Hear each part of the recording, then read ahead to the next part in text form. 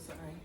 Okay, so I think we can all agree that technology has its benefits. Especially for children, it can be educational and entertaining for them. However, let's consider this. According to MedlinePlus.com, most American children spend about 3 hours a day watching television together. So altogether, screen time can total from 5 to 7 hours a day. Now we can all agree that that's a lot of time to spend watching a screen.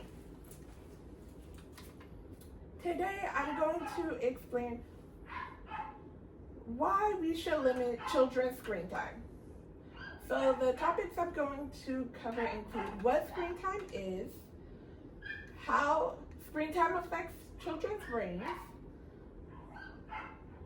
how screen time affects children's sleep patterns, how some screens are worse than others, and when to introduce your children to screen time, and how long they should be having screen time.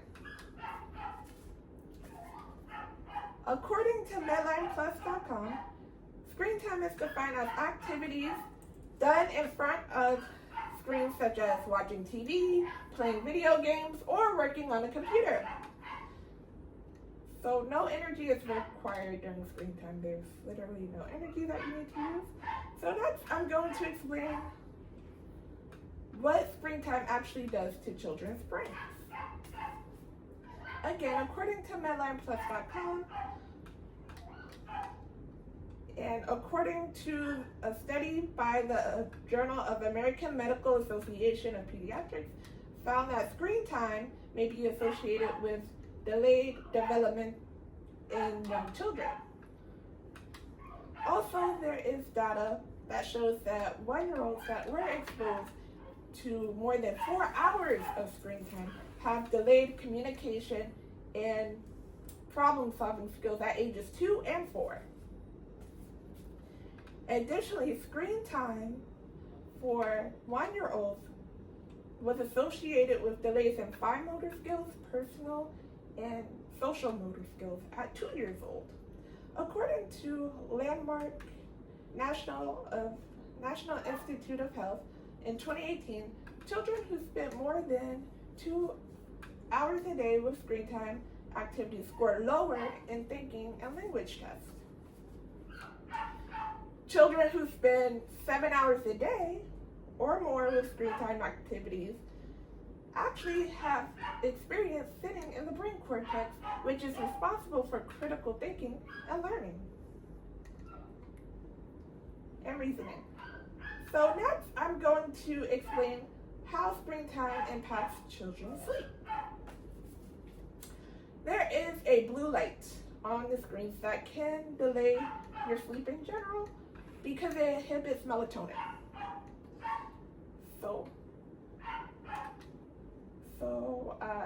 Tablets and smart screens actually suppress melatonin more than television screens because they're closer to your face. Too much time on social media and lack of sleep can actually negatively impact school, learning, and excessive screen time can also be linked to obesity, which can be linked to self-isolation, which can be linked to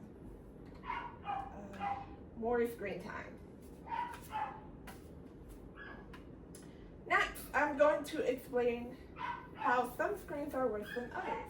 So compared to television, smartphones and tablets are actually worse for children than watching television. The reason why is that television, you're able to control more of what your children watch, and it's in one spot. However, the tablet and smartphones are more portable, more accessible, and with apps like YouTube, children can find and watch stuff that they aren't supposed to.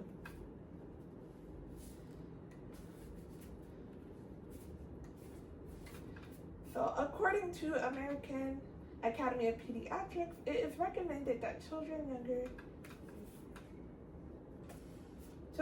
younger than 18 to 24 months avoid screen time, and the only exception is for video chats with family. They also recommend to limit screen time for children 2 to 5 years old around preschool preschool age to 1 hour a day with some high quality shows like Sesame Street or PBS.